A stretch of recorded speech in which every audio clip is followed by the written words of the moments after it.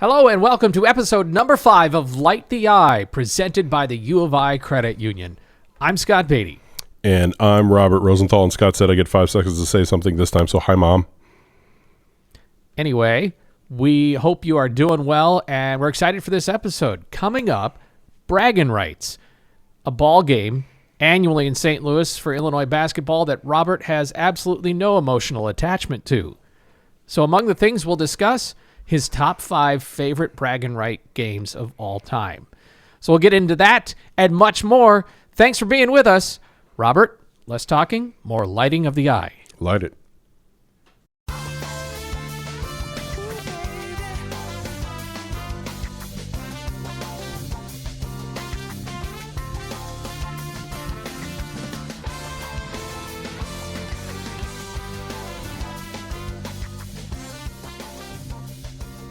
I do want to note as we start the program that for 2 consecutive episodes now, I did not get any snowballs thrown at me. By students? On students on 4th Street who may or may not have been associated with a fraternity. Well, I took the bus here today, so I am... Of course you did. I am feeling straight up student vibes right now. Like, get off the bus over kind of by DKH and then, like, walk through a stoplight. I am flashback 35 years right now. I flash back because we are here at the Center for Innovation in Teaching and Learning in the Armory, and I went into the bathroom, and I immediately went back to, this is a university bathroom. Yes. It has that smell. I'm not going to say it's a bad smell necessarily. I mean, it's still a bathroom smell. It's not a great smell. I'm just telling you it is the distinct smell. Hey, did you ever go back to like your elementary school or your junior high or your high school? Absolutely, yes. And it's like whatever cleaner they used. Like, oh, that's my school. Yes. I've had the University bathrooms have a smell. It's the last few weeks just being in this building has been crazy. You know, I moved to Champaign almost 6 years ago now when I moved back. I just haven't been on campus like this from, coming here. So just walking the sidewalks, the snow, they've cleared this sidewalk, but they didn't clear that sidewalk. So everybody's walking on one side of the street. The bus dropping you off by DKH and you got to hustle around. David Kinley Hall. Yes. Is it still DKH? Well, I don't know. I think ComWest isn't ComWest anymore. I don't that's even been know. renamed, yeah. Yeah, I don't even know what that is. But yes, it's just fun to like be around it again. There's an energy to it that I haven't, I live a mile and a half from here, but I just haven't been around it the last few years. Maybe we could bottle that bathroom smell just for the nostalgia's sake and sell it. 100%. It's like Kramer with the beach in Seinfeld. Just hang it from the rear view mirror in the car, and you can have your car smell like you're back at U of I. That quasi-institutional bathroom smell. Yes. Mixed with the time of your life. Yes. I think you shouldn't say these in public because these business ideas, Scott, are gold. Somebody's going to steal it. Couple of news and notes to tell you about as far as Illinois athletics. A bit of a quiet week this week because it's finals week. So the next competition for the Illini women are in action Friday night at the State Farm Center against Jackson State. Of course, the men play on they play on Monday night for Braggin Rights against Missouri. That's a 7 p.m. tip. The wrestling team is in Nashville, Tennessee on Sunday for the collegiate wrestling duels down there. So there is plenty happening. It's just been a little bit of lull with finals week. But we learned this week that Illinois basketball has added a new player to their roster. And the press release tells us about Tony Bilic from Croatia. He's going to be a practice player. He's going to be on the roster, but he's not going to participate in games. But the press release added Tony Bilic in the pronunciation, as if we needed that. Yes, all your each sounds should be down by now. If you're ever calling a game or whatever, that's what is it? 6 of the. It'd be 6 Balkans now. Yes, six guys. Yeah, it's the Nico Moretti plan, right? Like Moretti arrived from Italy in January 3 years ago. Practiced with the team, and they always give the lines about like works out with Fletch and gets in shape and everything else, and then he's ready. Yes, 100%. And so, I guess this is the Moretti plan of get him in for second semester. He's a practice player, and then see what you've got come next November. I said to somebody once associated with Illinois basketball, I need an Adam Fletcher in my life. Yeah? Because you can always see the pictures, the before, the after, just how it's like, I need an Adam Fletcher in my life. And the response was, no, you don't. I've heard the same thing. Who did I talk to about that? I can't remember who it was, but saying the same, like, you got to have a special mentality. You got to be ready. You don't want an Adam Fletcher in your life. Yes. If you're a high-level Division I athlete, you want an Adam Fletcher in your life. The rest of us, you probably don't want that. Probably not. You're not prepared for what you think. I'm not ready for 4:30 a.m. this and this supplement and that workout, and not a chance. Illinois volleyball adds a transfer signee, Peyton Chapman, 6'3" opposite hitter. She transfers from Tennessee. Last year with the Volunteers, had 165 kills and a .297 hitting average. Was fifth for the Lady Volunteers in hitting in 2025. So Chris Thomas adding to the ranks there for the upcoming season. And she'll be with the team also in January. The spring is very important for volleyball because that's where they get coach-led practices to get ready for the fall. So that's a little bit of the news and notes, but bragging rights on the horizon, and wanted to get into that. And speaking of the Balkans, I want you to imagine for a moment, you get a moment with them, at least the ones that have never played in a bragging rights game or brand new. But particularly the international players. You sit them down. You've got 5 minutes with them. Only 5? You think I could do something in 5? You did the open in 5 seconds. Okay. Okay. Yeah, no. If your wife was here, she would give you what's the thing she does again when you're going too long? She references the cake thing. Yeah. Like mashing the cake. Yeah.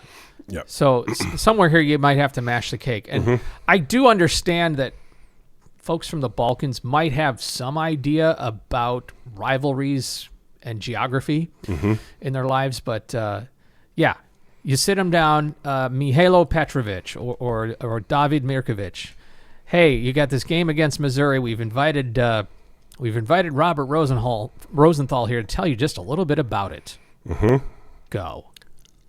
Would you believe I'm going to tell a story before I actually go? Oh my gosh, Scott, would you believe that? You would believe that? Did you journalism? No. Here's what we're going to upside down pyramid. No. Don't bury the lead. Landscape architecture degree. Here's the best way for me to explain me and the storytelling thing. And I'm telling this so that you have a phrase you can say to me from here forward. I may have told you this story before. In fact, I know I've told you this story before. When our wives were together at my house, that one time I told this story. This is the best way for the new listeners to get to know me. I overshare with everything. I overwrite with everything. I over-detail everything. It's just how I've always been. The reason people like reading what I write is because my brain works in this way. Back in college. I'm going to trust you here. Yes. Back in college, over the summers, I lived down at the Lake of the Ozarks. My family has a place down there. And so between freshman and sophomore year, between sophomore and junior Arkansas, year. right? No, central of Missouri. Okay. Dead center of Missouri. And so I worked at a restaurant down there and this and that. So this is how all of my friends used this phrase to describe who I am. It was our second year there. There were 3 other guys that I knew from high school who lived there with me. So 4 of us working at a restaurant, living at the lake. All of our dads came down for Father's Day weekend. So they stayed at the lake house and all of our dads were there. We decided, we saw a TV ad for Baskin Robbins back then would do the cake that looks like your dad's work shirt. And if he was a mechanic, it looked like a mechanic shirt, or if he was a doctor, it was a lab coat and this and that. And you could have that kind of ice cream cake so we're like, hey, what if we get 4 cakes, our 4 dads' names, this and that, be really cool. Let's do this for Father's Day. I call Baskin Robbins. Okay. Here's how my first job was at a Baskin Robbins. Here's how hello, Baskin Robbins. I say, I'm a college student. I go to the University of Illinois. I live down here at the Lake of the Ozarks. My family has a lake house down here. Is this how we know you overshare already? 100%. You're calling a Baskin Robbins and giving me your life story. It's the whole thing. What's your order, sir? Yes. Okay. 100%. That is exactly This is why the phrase is, I'm a college student. My friends say this to me. My wife says this to me. Like, I'll be with friends playing poker, and I'll just be telling a story from like, oh, yeah, I was covering the game in Indiana and this and that, and it's dragging on. And somebody will just say, I'm a college student. But what I do is I go into that whole thing. I tell them, oh, our dads are coming down for the weekend, and they're going to be here. So we thought it'd be a really good idea to maybe get some of these ice cream cakes that you have to, and we could have them in a, all I needed to do, hello, Baskin Robbins. Yes, 4 of the shirt ice cream cakes, please. And then the person would say, what do you want them to say? And that's it. Mm-hmm. But I, for some reason, in every facet of life, believe that people need those details. I don't know why, but in my mind, I can't ever turn it off. I think that everyone always needs the details, which is what eventually led me to doing what I'm doing and writing the way I write and everything else. So your phrase on the podcast and for anywhere else is just to, when I'm doing it, is just to say, I'm a college student. Okay. Got it. Okay. What was the question again? The question was, can you get the I get 5 minutes. Players that have come from, that weren't raised in American college sports. Yes. What is bragging rights? Yes. And can you do it without being a college student? If you had to explain it to them. It's funny because the story I would tell comes from that exact same year of 1993. Okay. I'm trying You're trying to get to a point here. And I'm going with the exact same thing. I would tell them about the rivalry. I would tell them that there aren't many rivalries left like this. Like Indiana-Kentucky used to have a game every single year where the arena was half Indiana, half Kentucky. There were other games like that rivals would play in December, and it was half and half in the arena. They sold half the tickets to one school, half the tickets to the other school. I guess Indiana, Kentucky have tried to restart that now, but it's not like it was when they stopped playing that game. And there are other rivalries that have tried to start and stop, but it's really hard to find another non-conference game that's like this, that they play in a neutral site. They sell half the tickets to one team and half the tickets to the other team. So I would start with that. Maybe there are rivalries in certain Balkan Adriatic basketball leagues that they've played in where both of the fans get in. But it's very similar to, I would probably reference European football. Like I would reference soccer where you'll watch a soccer match and the fans are so they dislike each other so much that the stadiums will leave an entire section empty between the away fans and the home fans just so that there's no clashes. Like there have been clashes at Braggin Rights. It's that type of intensity, especially back in the 80s and 90s, of two fan bases that don't like each other, and it's all centered on this one game. So it's a very intense rivalry. I think you have to maybe have grown up St. Louis area. I grew up in the Metro East. I was in Madison County across the river from St. Louis, so I grew up in the good state. But for people from down there, especially Metro East people, this game is absolutely everything. It is full on, no question that the one game some guy in Edwardsville wants to see Illinois win every year is this exact game. They do have a reference point.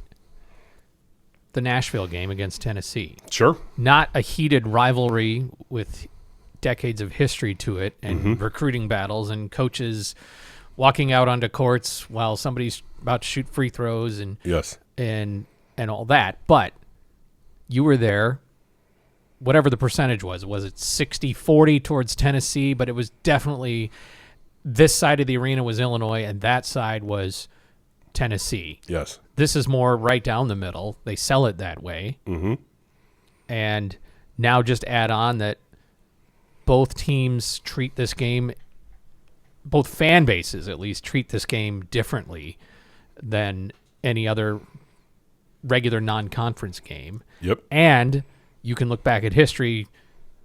One side's been good and one side's been bad. The bad has beaten the good, vice versa. Sometimes they've both been ranked. Last year was a great game. It was a 3-point win. It's one of those you never know what you're going to get with a bragging rights game. It's just different. Yes. And look, if I get a little more time with the guys that are trying to understand this rivalry, I would make it personal.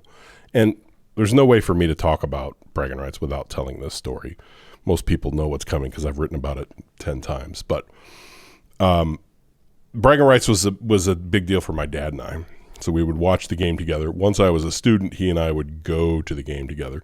He had a friend of his from high school whose daughter graduated in my high school class. She went to Mizzou. So each year we would do our own little personal Braggin Rights, get 4 seats right near the middle if we could. We tried to even get across the aisle right at the split. And it would be 2 people in orange and 2 people in gold or whatever their color is. And it's gold and black, right? Yes. I was trying to think of a insult to their color, but I left it alone. I chased that thought away from my brain. So that was even made it fun. Like my dad and this guy played high school football together, and then their kids graduated high school together, and one went to Mizzou and one went to Illinois, so we could have a little, our own little Braggin Rights section. So went to the 91 game with them, went to the 92 game, the 93 game. My father unexpectedly passed away the day after Thanksgiving in 1993.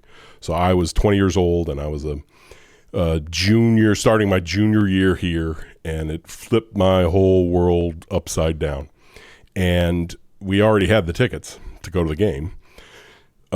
And weren't sure what to do, and I went back and forth, and I'm like, I can't go to this game without him. And then my mom was like, would you be okay if I went with you? And we just, honored the moment and this and that. So we went back and forth of like, do we go and do we not, and this and that. So we decide, yes, we're going to go. So we go and sit with the Mizzou fans, and it was this like honor my dad moment. And then it's that game, triple overtime. We're going to get to it a little later. We'll talk about it. Illinois loses in triple overtime to Missouri. As exhausting a basketball game as anyone has ever watched. 3 overtimes. Kewan Garris had 2 free throws to win it after the first overtime and missed both. Went to an extra overtime. 4 Missouri players fouled out. They were playing the guys at the end of their bench. Like, just the most insane game in the history of the series. Missouri wins 108-107. This was about 3.5 weeks after my dad had passed away. And in the stairwell on the way out, I broke apart. Just everything of the last month overwhelmed me, and I curled up into a ball, and I sobbed and sobbed and sobbed. It just the emotions of, do I go to this game? Do I not go to this game? So here comes the moment. Some Mizzou fans, I'll give them credit for being drunk, came and didn't know, obviously, they don't know why I'm sobbing. Yeah, they don't. You're grieving. They don't know I'm grieving the loss of my father and this and that.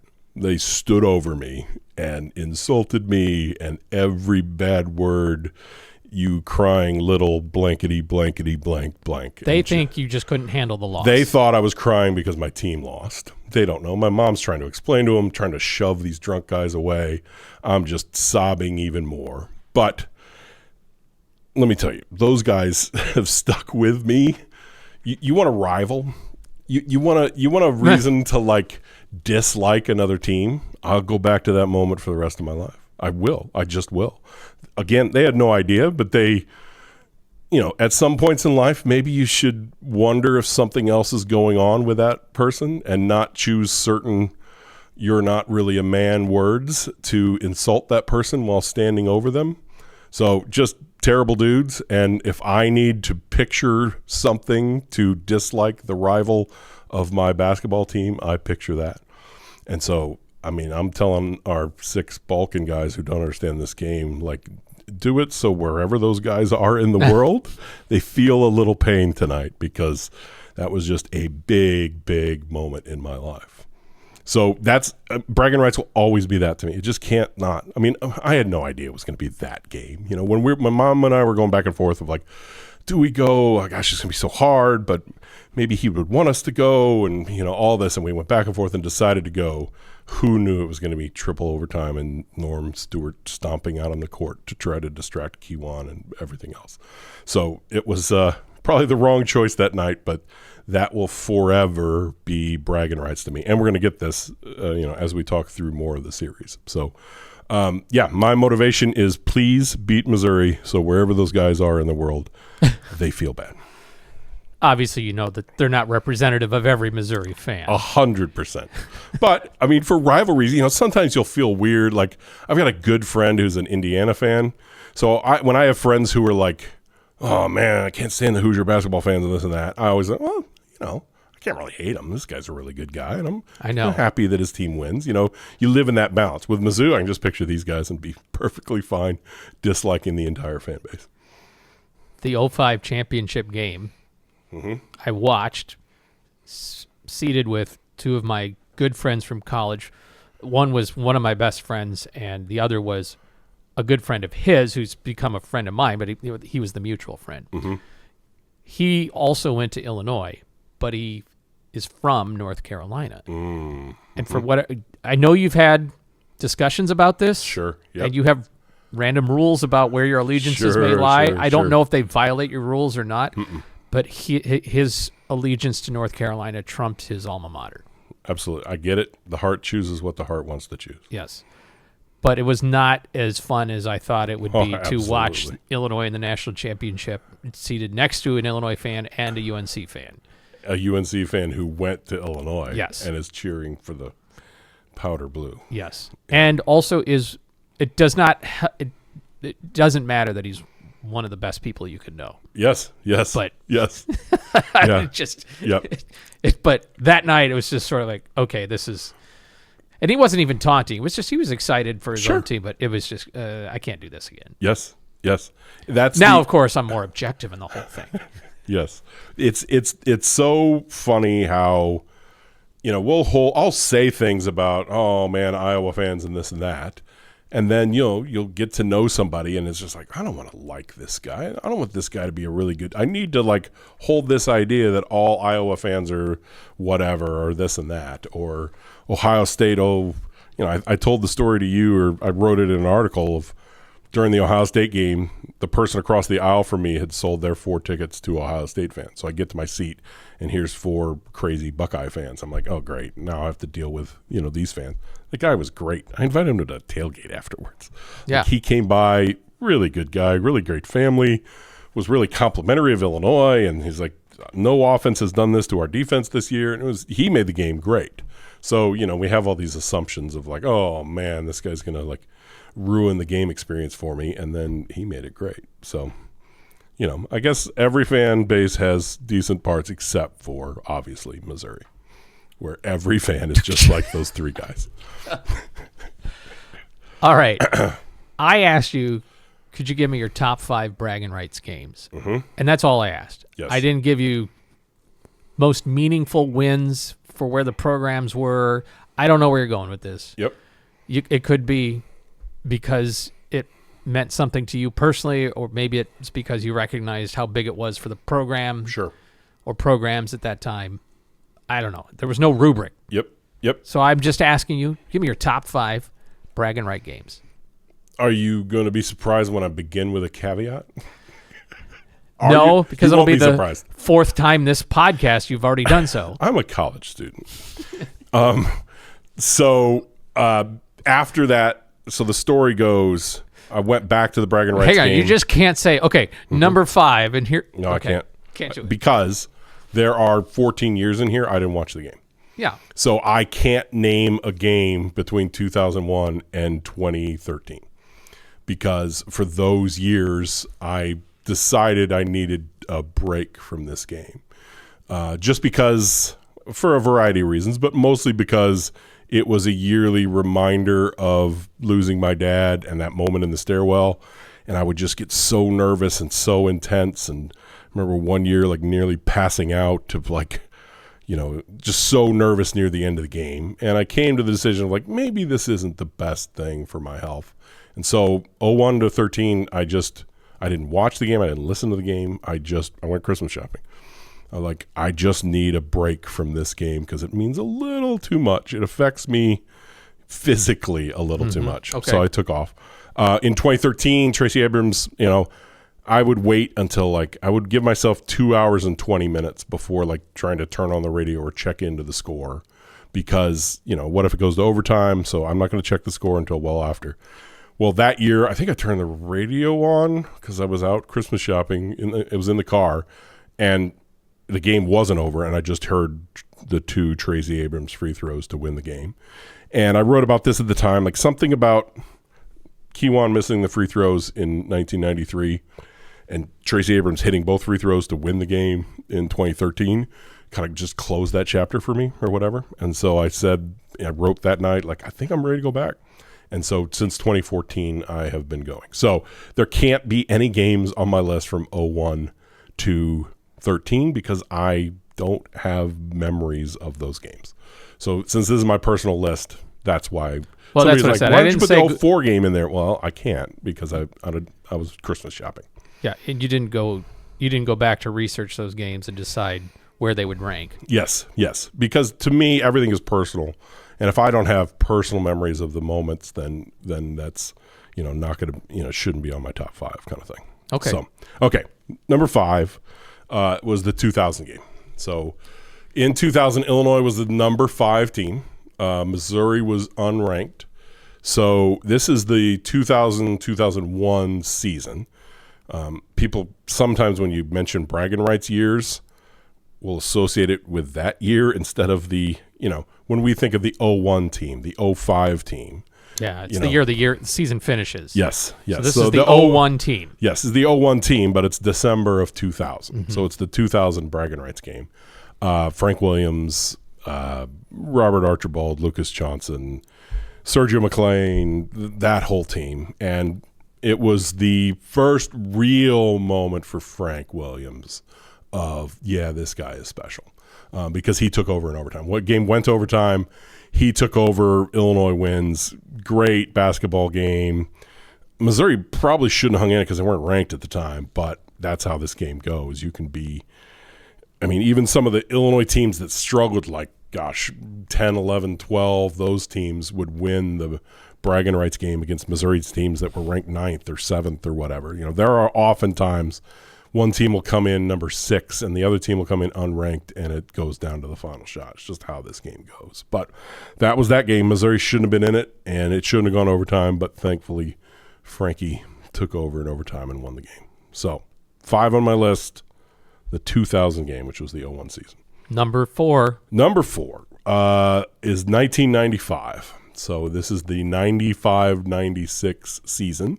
So people will remember it as Lou Henson's final season. He retired in March of 1996.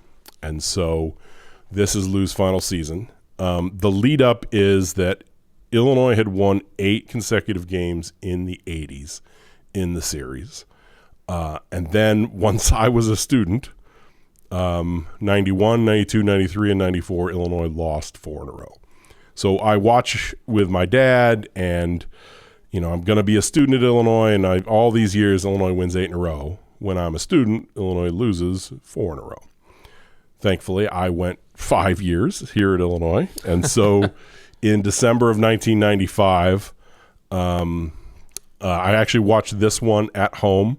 That was the year, everybody's superstitious when they're 22 years old. So I was like, it's me.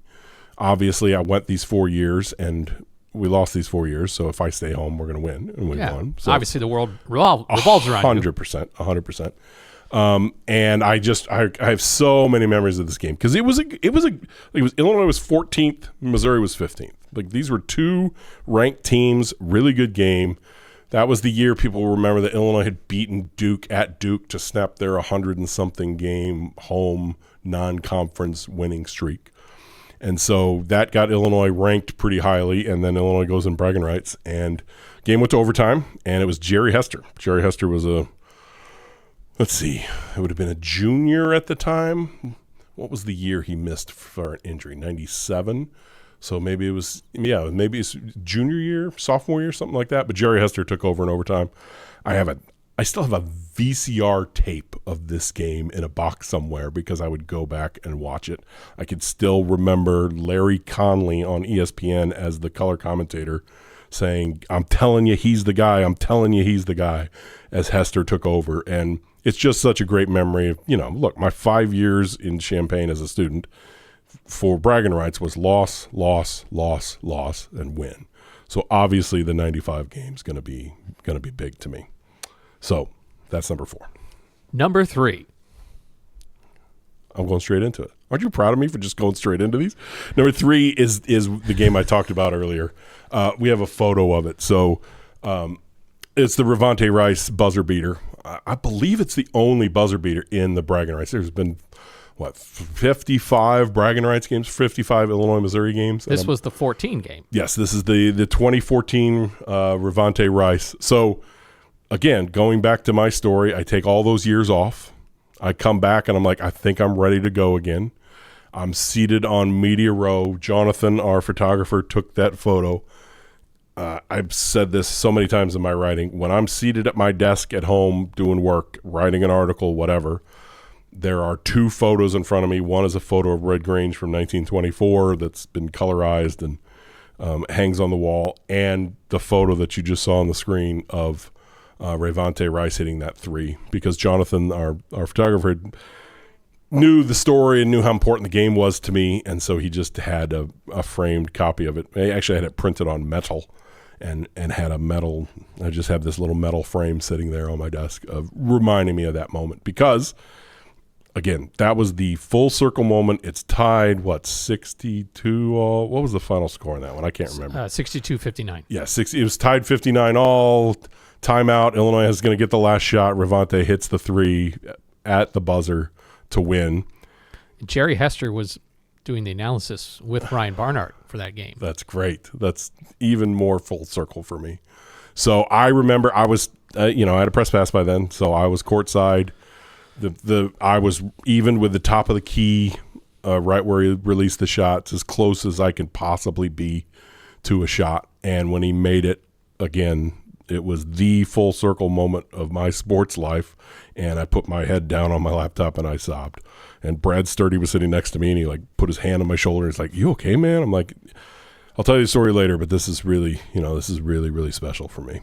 And so that closed that whole door for me, that whole thing of the game and not being able to go, and my dad and Mizzou in 93 and everything else, and I can enjoy the game again. So that game is super special to me. Number 2, I'm going to be honest, I'm putting 93 on here. It should be number 1. Any logical list of what are the best Braggin Rights games has to, even though Illinois lost, it has to be 1993. I mean, it was just such a ridiculous game.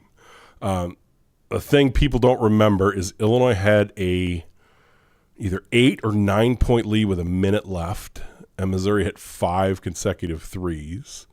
So, they hit a 3 to cut it to 6. Illinois made 1 or 2 free throws. They hit a 3 to cut it to 4. Illinois made 2 free throws. Hit a 3 to cut it to 3. It was just that kind of game. And they hit 1 more to even just force overtime. Then at the end of the first overtime, Kiwan's fouled as the clock expires. They give him 2 free throws. Nobody is in the lane. It's just him standing out there on the court. Everybody else is at the bench. Because the foul had happened right as the clock expired, there's no one there to rebound. He just has to hit 1 of the 2 free throws to win the game. Norm Stewart, who's on the other end of the court, comes bounding past half court and partly onto the court, stomping his feet and screaming, "Miss it, miss it, miss it," at an 18-year-old kid. And, I'll forever not respect Norm Stewart forever for yelling at a kid like that. And he missed both free throws, and the Missouri fans let him hear it, and it goes to a second overtime. In the second overtime, most of Missouri's roster fouls out. All of their stars foul out, but it still goes to a third overtime. At this point, the way I can explain it to people currently is, think if Illinois had 5 or 6 players foul out in a game, say it happened in this Braggin Rights game, and they were left to Jason Jaxtus and Blake Figbemi were now having to be the stars and having to score. That was Jake Sutherland for Missouri, who was a freshman, and Derek Grimm, who was a freshman for Missouri. They really hadn't played, and suddenly it's just like, all right, everybody else has fouled out, guys. You've got to do this. And they're the ones who won that game for Missouri. The 10th, 11th, 12th guys on the bench. So it was, it was the final game in the old Checkerdome / arena, whatever we called it. I called it the Checkerdome because that's what it was when I was growing up. It was the final game there before it moved to the Kiel Center the next year. And it was just an incredible college basketball game that Illinois happened to lose after 3 overtimes. It probably should be number one on everybody's list everywhere, but I can't put it number one because Illinois lost. Well, now I'm really intrigued to find out. We'll see if we also add a drum roll in post. Number one on your Braggin Rights top 5. Number one will forever be 88. So this is the 89 team. People kind of get this confused. So the 1989 game in Braggin Rights was the best matchup because it was number 4 against number 5. But that was actually the 1990 season. So, again, that thing of 88 game was actually the 89 team, the Final Four team. In 88 or in 89, yes, it was number 5 against number 4. Illinois won, kind of going away in that one. But in 88 was the game. Illinois was number 6 at the time. Missouri was number 10, so it was a top 10 matchup. The game was incredible. Missouri had a decent lead. I remember being so nervous. But then Kenny Battle took over. I want to say he scored. I looked it up earlier. I think I may even still have the box score in here. Yes. Kenny Battle had 28. And Nick Anderson had 8 points and 10 rebounds. It was just when we knew that team was incredibly special. We knew that what they had. I mean, they were on their way to, 3 weeks from then they would reach number 1. They were number 6 at the time, but we got to number 1 early mid-January before Kendall Gill's injury. But yes, that's when you knew that team was special because Missouri was really good. That was the Byron Irvin, Doug Smith Missouri team. They were really, really good. And Anthony Peeler was on that. Gary Leonard was on that team. They were a great opponent. And so those were the days. 88 and 89 this game was a national event. This was, obviously being from the Metro East, it was a very heightened kind of thing because it's on the local news and it's in the paper and it's everything around where I'm growing up.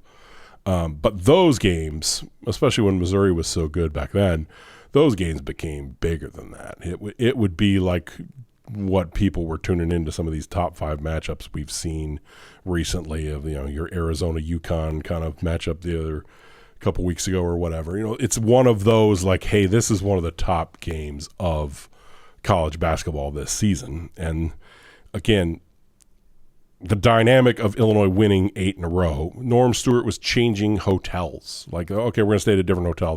We shouldn't have stayed at this. Missouri student section, the Antlers, one year took to taking air horns, finding where the Illinois players were staying, and running up and down the hallways, blowing the air horns at 3 a.m., trying to keep the Illinois team up all night so that Missouri could win the game. It was an out-of-control rivalry at the time. And, all of that, and then Illinois would win again. And then, the Missouri student section was doing these things, and Illinois would win again. And so it was a lot of fun to win those 8 consecutive games in St. Louis. We've had some entertaining ones recently. Of course, the buzzer, that wasn't quite a buzzer beater last year, but Yakachonis with the go-ahead game winner. Illinois won it 80-77. 2 years ago was the memory I'll have of that one. 2 years ago, Illinois blew them out. Yes. Actually, the second half was played fairly even, but Illinois blew out Missouri 97-73. But that was a game where Terrence Shannon Jr. basically did everything but sell concessions. 30 points, 11 rebounds. There was some crazy sequence in the second half where he was on one end of the floor and the other half with the other end with a steal and back scoring buckets, and that was the, oh my, Terrence Shannon Jr. is on another planet. Yes. He's on another level, and we know the season he ended up having. That was the 24 season. Yep. I believe that was the last game, though, that he played prior to the suspension. It was, yep. But obviously that team was great, and they, it kind of was. It was just interesting, having done many post-game shows. there's been times when Illinois lost the Missouri game, and you felt like fans felt like it was a bellwether for how the rest of the season was going to go. Mm-hmm. Yep. I clearly remember frustration because they lost the 19 game. This would have been the 2020 season. Mm-hmm. Like, all hopes lost. Well, that team turned things around incredibly in January. Yep. I think had a valley again in February, but then we're playing their best basketball going into March. We all know what happened with COVID.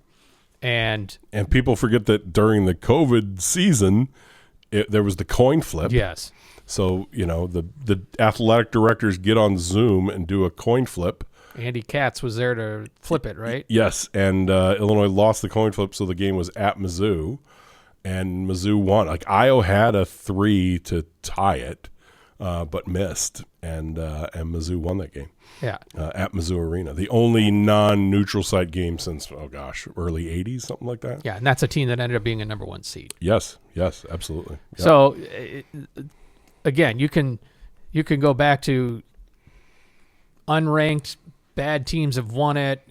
Good teams have played poorly in it, but still had great seasons. It's just its own deal. Yes, and I'm happy to see it back because during the Kim Anderson years at Mizzou, so if people aren't aware, Mizzou hired a guy from Division II who was not ready to be a Division I head coach, and I think he won like an average of 8.9 games in his 3 years and was quickly fired. The Missouri fan base was just out on the team at that time. And I think the 2016 game, let me think of this. I'm pretty sure it was 26. I looked this up earlier today. 2016, the paid attendance was like 12,000. And the actual attendance was probably more like 9,000. It was just the lower bowl. And this is a game that for decades has been sold out, and they can get 21-9 for basketball in the Enterprise Center. So it is beyond packed every year now again and everything. But for a couple years there, I remember seeing the upper deck in 2016 and thinking, like, is this it? Like, is this going away? Is it no longer a thing? And, then there were years where, once Illinois kind of resurrected things and things were going south for Quanzo Martin, the crowd in 23, 22, I can't remember which year it was, but like there was a year the crowd was like 75% Illinois, 25% Missouri. Like they sold their end on the lower bowl, but then the entire upper bowl was Illinois fans. So, so there were years that I was worried that it wasn't ever going to get back to, what the old arena was in 1989 when it was top 5, top 10 teams going against each other. And it really started to slip attendance-wise there. And, plus the TV broadcast would go on BTN or it would be on SEC Network, and it was just starting to slip and slip and slip, but I'm glad to see it. It's sold out again, and it's back to what it needs to be. It's Monday night at 7 p.m. at the Enterprise Center in St. Louis. Illinois is 8-3. Missouri is 10-2. Missouri's 2 losses, 2 power teams. They were Notre Dame and Kansas. Kansas was ranked 21st at the time. They're coming off a win over Bethune-Cookman. Of course, Illinois coming off the loss to Nebraska. Both teams are going to have had about the same amount of time off, presumably with finals and what have you. But Dennis Gates with Missouri has had 2 tournament teams, including last year, and he had a not so very good team in between when he didn't win a game in the SEC. 16. 0-18. 0-18. Yeah, but then turned it around last year, 22 wins overall, and made back the tournament. So it should be great. Yeah.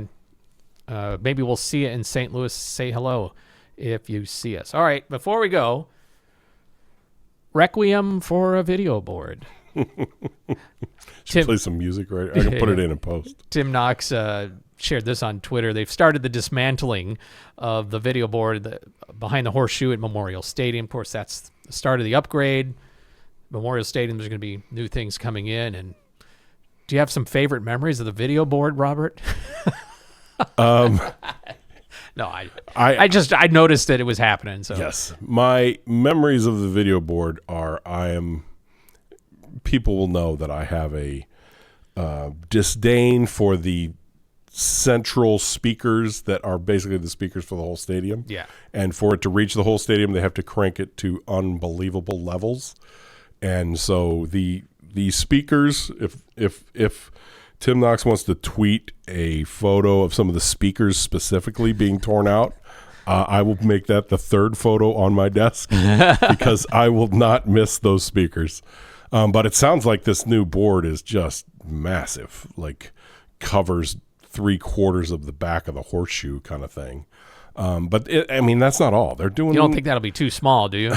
They're doing the lights. They're doing, I'm pretty sure that next year, after a touchdown at Alabama, you'll see everything flash like red and all this stuff. And I'm pretty sure that's coming to Memorial Stadium. I don't know how they'll use it or if they'll go to those colorful lights and everything else. But there's a whole bunch changing this offseason in the stadium, from additional screens all around and underneath this, and screens that people can see from different parts of the stadium, and then new sound system, new jumbotron, new lights, new everything. So here we go. Well, that'll do it for this edition of Light the Eye. Did want to note that if you have a Braggin Rights memory that you particularly enjoy, whether it's one that Robert mentioned or just you have that you want to share, drop it in the comments. I'd love to see that. And continue to like and subscribe and tell folks about Light the Eye, presented by the U of I Credit Union. We appreciate their partnership in this, making it possible. Thanks to the Center for Innovation in Teaching and Learning, CITL, for being a great space for us to have this podcast. Production today comes from Kevin Southworth. And for Robert Rosenthal, I'm Scott Beatty. Until next time, we'll see you on Light the Eye.